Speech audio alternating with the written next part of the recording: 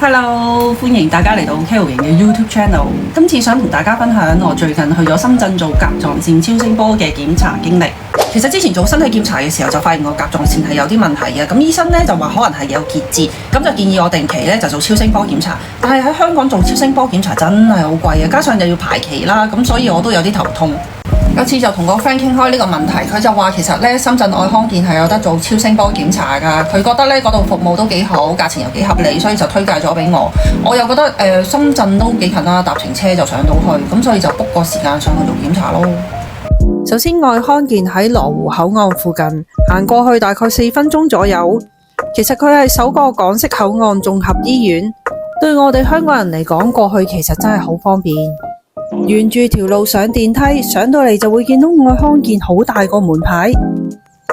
經過愛康健嘅門牌轉左直入就係佢哋個大堂啦。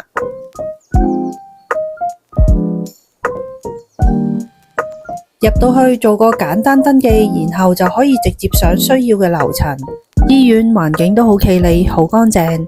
佢哋提供多元化嘅港式專科醫療服務，唔單止有名醫助診，呢度仲有香港人熟悉嘅服務模式，全程廣東話溝通，可以將自己擔心嘅問題直接講出嚟，唔使擔心因為言語溝通表達唔到自己嘅問題啦。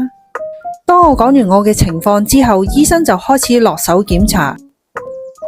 佢哋每個細節位都檢查得好仔細，完全感受到佢盡力去了解我目前嘅情況，然後就進入超聲波檢查階段啦。過程中呢，佢會解釋返超聲波個圖像係點樣啦。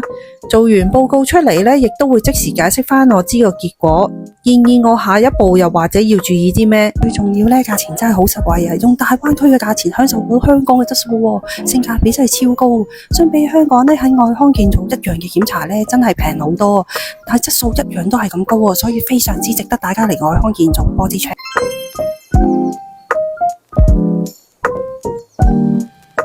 臨走前記得落地庫買埋手信先返香港啊！喺度醒你2個必買嘅手信啦。第一間 The Rolling 瑞士卷，行到去門口就已經見到排晒隊，睇下佢哋一代2代就知幾深得在地人歡迎啦。第二間就係許留記啦，佢哋嘅榴蓮全部嚟自馬來西亞，榴蓮果肉入口即溶，齒頰留香啊！特別推介係 D197 貓山王果肉，鍾意食榴蓮嘅你一定唔好錯過。最後我喺附近嘅老字號茶記食埋個 tea 先返香港，建議大家嚟愛康健做檢查嘅時候，順便去埋周圍行下先返香港啦。今次我嘅分享就去到呢度啦，鍾意呢條片嘅你記得 CLS 我哋嘅頻道，我哋下條片再見。